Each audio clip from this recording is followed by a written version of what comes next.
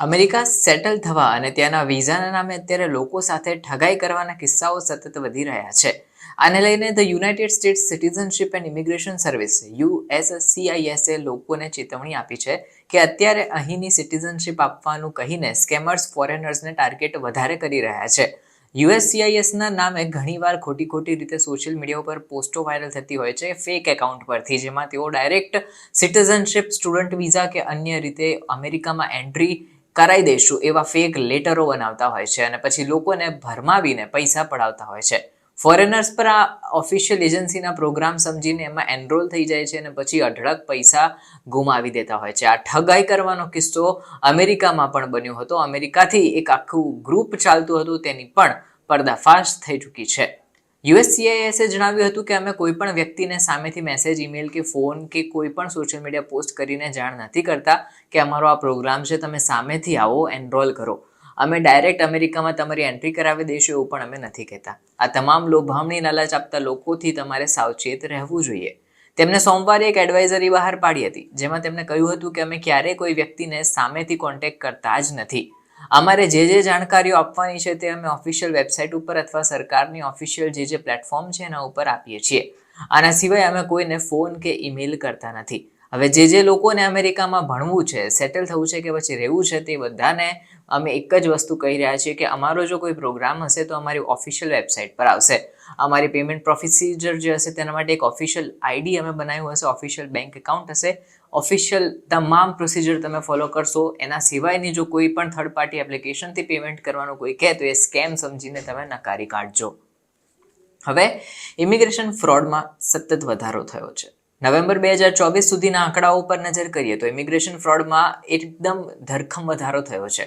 3 ભારતીય મૂળના વ્યક્તિઓની અમેરિકાથી ધરપકડ પણ આને લઈને કરવામાં આવી છે, જેઓ ખોટી રીતે સ્કીમો બનાવતા હતા, પ્રોગ્રામ બનાવતા હતા અને લોકોને ફેક જોબ ઓફર લેટર આપીને તેમને H-1B વિઝા આપવાનું કહીને પૈસા પણ ખંખેરી નાખતા હતા. આવા લોકોને લઈને USCIS દ્વારા જાહેર એડવાઇઝરીમાં કહેવાયું છે કે તેમને 10 વર્ષ કે તેથી વધુની સજા પણ ફટકારવામાં આવી શકે છે.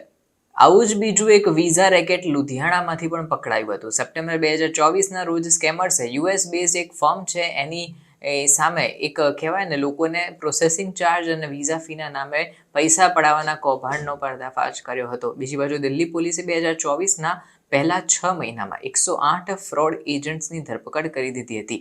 IGI એરપોર્ટ પરથી તેમને પકડી પાડવામાં આવ્યા હતા અને બાદમાં કાર્યવાહી પણ કરાઈ હતી. હવે આ પ્રમાણે ફ્રોડના કિસ્સાઓ એટલા વધ્યા છે કારણ કે ફોરેન ગવર્મેન્ટે વિઝા રૂલ સ્ટ્રિક્ટ કરી દીધા છે અને ભારતીય અરજદારોને પ્રતિ જે નિયમો હતા તેને પણ કડક કરી દીધા છે. USCIS દ્વારા નિવેદન બહાર પાડવામાં આવ્યું છે કે જે લોકોને લીગલ એડવાઇસમાં મદદ જોઈતી હોય તેમના માટે પણ એક ક્વોલિફાઈડ પ્રોફેશનલ્સ ઉપલબ્ધ હોય છે. કોઈ પણ પ્રકારની તેમને તકલીફ થતી હોય તો તેઓ એટર્ની અથવા તો ડિપાર્ટમેન્ટ ઓફ જસ્ટિસ દ્વારા રેકોગ્નાઇઝ ઓર્ગેનાઇઝેશનમાં કામ કરતા કોઈ રિપ્રેઝેન્ટેટિવની સલાહ લઈ શકે છે. આના સિવાય કોઈ પણ થર્ડ પાર્ટી એજન્ટ કે એનો તમે સંપર્ક કરશો તો એ એજન્ટ જે હશે એ તમારી ઘણીવાર પૈસે ટકે ખંખેરીને ફ્રોડ કરીને જતો પણ રહી શકે એમ છે. એટલે કે જો ઓફિશિયલ એડવાઇઝર ન હોય તો તમારે બીજા કોઈ એજન્ટની તમારે સલાહ ન લેવી જોઈએ એવું જણાવ્યું હતું. હવે સ્કેમ થઈ રહ્યો છે એ કેવી રીતે ખબર પડશે? સ્કેમર્સ લોકોને કોમ્પ્લિકેટેડ પ્રોસિજર જણાવે છે અને એક જ વાત ગોળ ફેરવીને માત્ર પૈસા જ માંગ કરે છે. હવે ઈમેલ ઓફિશિયલ લાગે પણ બીજા આઈડીથી મોકલવામાં આવ્યો હોય તો સ્કેમ છે. ખોટા સ્પેલિંગ હોય, ખોટો લોગો અથવા તો ફેક ડોમેનથી કોઈ પણ માહિતી મોકલવામાં આવી હોય તો એ સ્કેમ છે. અનઓથોરાઇઝ્ડ કે રિસ્ટ્રિક્ટેડ એપ્લિકેશન કહેવાય કે વેબસાઇટ ઓપન કરવાનું હોય તો એ સ્કેમ છે. ઓફિશિયલ USCIS એકાઉન્ટ સિવાય કોઈ બીજાના એકાઉન્ટમાં પૈસા ટ્રાન્સફર કરવાનું કહે તો પણ એ સ્કેમ છે.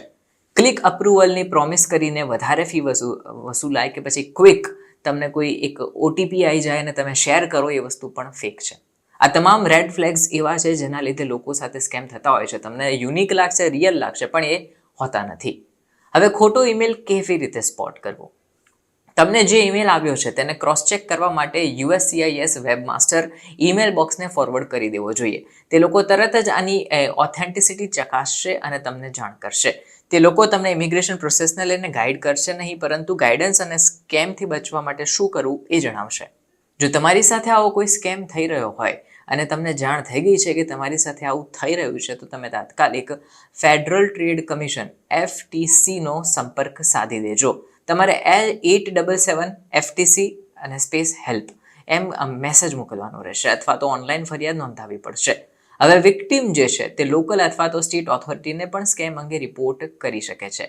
USCIS દ્વારા જણાવાયું છે કે જો જેન્યુઅન એપ્લિકેશન કોઈની હશે અને એના ઉપર સ્કેમ કે અન્ય સ્પામ રિપોર્ટ થયું તો એની નેગેટિવ ઇમ્પેક્ટ પણ પડી શકે છે. એટલે સમજી વિચારીને તમામ પાસાઓ ક્રોસ ચેક કરીને તમારે ફરિયાદ નોંધાવવી જોઈએ.